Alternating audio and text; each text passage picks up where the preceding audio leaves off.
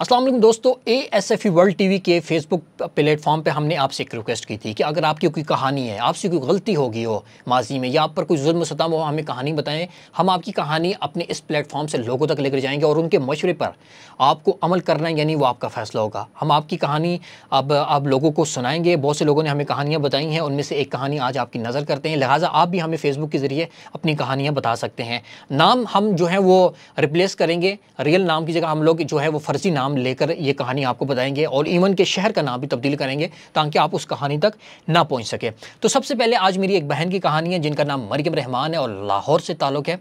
मरियम रहमान लाहौर की एक आम मगर बाइज़्ज़त घराने की बेटी। वो हमेशा से एक खामोश, मज़हब और मेहनती लड़की रही। घर के हालात दरमियाने थे मगर वालिदैन ने बेटी को बेहतरीन तालीम दी।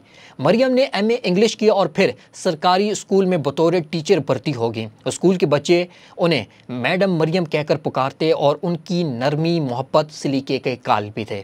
मरियम की ज़िंदगी एक सीधे रास्ते पर चल रही थी मगर किस्मत को शायद कुछ और ही मंजूर था। एक दिन अचानक घर वालों ने कहा कि बेटा मरियम, हमने तुम्हारे लिए रिश्ता पसंद कर लिया है। लड़का बिजनेसमैन है और खुश शक्ल भी है। तुम्हारी ज़िंदगी आराम से गुजरेगी। लड़के का नाम असद जावेद था। ख़ानदान में दूर के रिश्ते का ताल्लुक था मगर मरियम ने उसे कभी करीब से नहीं जाना था। चंद मुलाकातों में ही शादी तय हो गई। मरियम ने वालिदैन की खुशी को अपनी रज़ा समझा और चुपचाप वहाँ शादी कर ली। शादी के पहले चंद दिन आम शादीशुदा जोड़ों की तरह थे। रिश्ता नया था, माहौल भी नया, मगर जल्द ही मरियम ने महसूस किया कि असद की तबीयत में एक अजीब सा गुस्सा और शक का अनासर मौजूद है। ज़रा सी बात पर चेहरा सुर्ख हो जाना, छोटी सी राय पर तल्ख जवाब देना, या अगर मरियम फ़ोन पर बात कर रही हो तो फ़ौरन पूछना किससे बात कर रही हो। यानी उनको शक था अपनी बीवी के ऊपर। मरियम ने शुरू में ये सब नज़रअंदाज किया, ये सोचकर कि शायद वक्त के साथ सब ठीक हो जाए, मगर वक्त ने हालात बेहतर नहीं किए बल्कि मजीद बिगाड़ दिए। असद को मरियम की स्कूल टीचिंग की नौकरी बिल्कुल पसंद न थी। मरियम के लिए ये नौकरी सिर्फ कमाई का जरिया नहीं बल्कि उसकी पहचान, उसकी आज़ादी और उसकी मेहनत का समर थी। वो चाहती थी कि अपने बच्चों और घर के साथ साथ वो अपने शागिर्दों की तालीम में भी किरदार अदा करे। मगर असद की सोच तंग थी और वो चाहता था कि मरियम सिर्फ घर की चार दीवारी में कैद रहे। असद के शक का हाल ये था कि अगर मरियम स्कूल में किसी मर्द कोलीग से काम के हवाले से दो चार बातें कर लेती तो रात भर इल्ज़ाम तराशी और ताने चलते। मरियम की ज़िंदगी गोया एक मुसलसल जहनी कैद बन चुकी थी।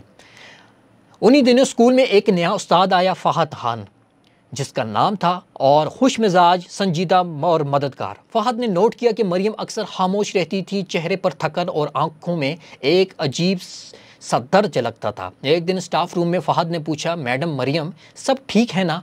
आप अक्सर उदास लगती हैं। ये शायद पहली बार था कि जब किसी ने मरियम से उसकी हालत पूछी।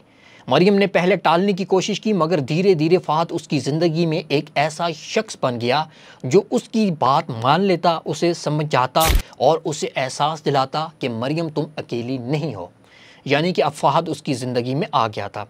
वक्त के साथ मरियम और फ़हद के दरमियान दोस्ती बढ़ गई। स्कूल में प्रोजेक्ट्स पर काम करते, ब्रेक टाइम में चाय पीते और एक दूसरे से अपनी ज़ाती बातें शेयर करने लगे। मरियम के लिए यह रिश्ता किसी रोमांवी ख्वाब की तरह नहीं था बल्कि उसकी टूटी फूटी ज़िंदगी में सुकून का एक लम्हा था। मगर किस्मत ने मरियम को धोखा दिया। एक दिन असद ने मरियम और फ़हद की फ़ोन पर गुफ्तगू सुन ली। बात अगरचे आम थी मगर असद ने उसे नाजायज़ ताल्लुक़ करार दे दिया। उस दिन शाम को जब मरियम घर आई तो असद के चेहरे पर तूफ़ान बरपा था। मरियम के घर आते ही असद ने चिल्लाना शुरू कर दिया, हराम रिश्ता पाल रही हो, इसलिए नौकरी पर जाती हो। असद ने चीख कर कहा और फिर सबके सामने मरियम को मारना शुरू कर दिया।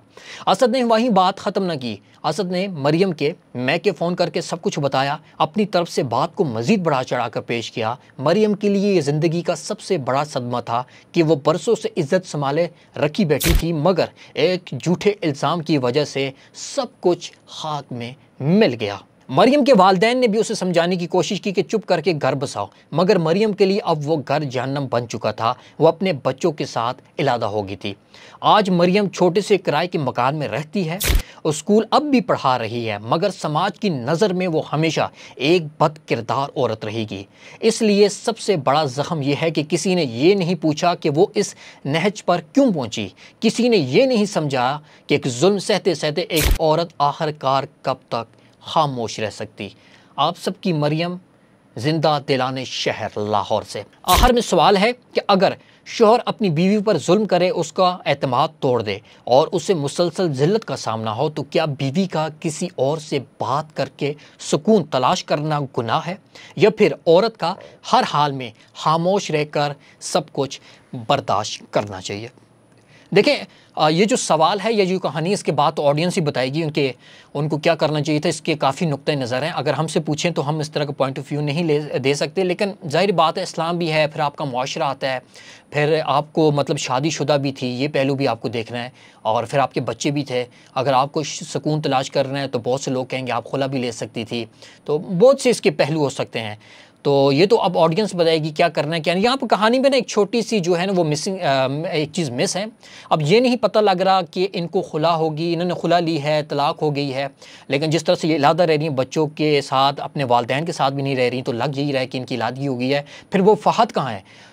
यानी यहाँ पर ये बात तो कंफर्म है कि इनका फ़हद के साथ ऐसा कोई रिश्ता नहीं था, मोहब्बत का नहीं। तो ये बता देंगे फ़हद ने भी शायद धोखा दे दिया, शादी नहीं की, उन्होंने उनका भी जिक्र नहीं किया। तो लग यही रहा है कि वो वाकई एक कोलीग थे और वो एक बात शेयर करते थे, और यहाँ पर फ़हद भी इस तरह से मोहब्बत नहीं करता था।